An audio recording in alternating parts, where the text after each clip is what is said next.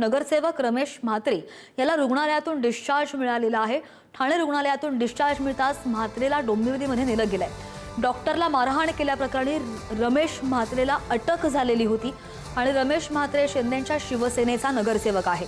दरम्यान डॉक्टर मारहाण प्रकरणाची सुनावणी व्हिडिओ कॉन्फरन्सिंगद्वारे घेण्यास न्यायालयाने नकार दिलेला होता। रमेश म्हात्रेला प्रत्यक्ष न्यायालयात हजर राहण्याचे आदेश दिले गेलेले आहेत। म्हात्रेला थोड्याच वेळात न्यायालयात हजर केले जाणार आहे।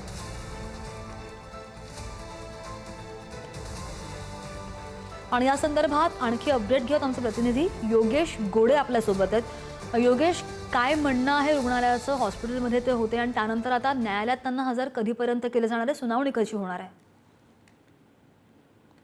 नक्की श्रद्धा, डोंबिवली शास्त्रीनगर रुग्णालयात डॉक्टरांना मारहाण प्रकरणातील जे मुख्य आरोपी आहेत रमेश म्हात्रे, हे रमेश म्हात्रे यांना काल डिस्चार्ज दिलं होतं। मात्र डिस्चार्ज नंतर त्यांची प्रकृती पुन्हा एकदा खालावल्यानंतर त्यांना पुन्हा हॉस्पिटलमध्ये उपचारासाठी ठेवण्यात आलं होतं।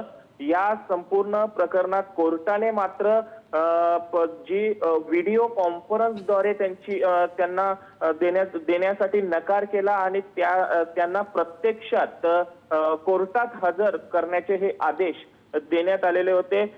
या धर्तीवर आता पुन्हा एकदा त्यांना आता डिस्चार्ज दिलेला आहे रुग्णालयातून आणि त्यांना ठाणे या ठिकाणावरून आता डिस्चार्ज दिल्यानंतर त्यांना आता कल्याण या ठिकाणी रवाना करण्यात आलेला आहे। कल्याण कोर्टात आता त्यांना हजर करण्यात येणार आहे। थोड्याच वेळात ते कल्याण कोर्टात हजर होणार आहेत।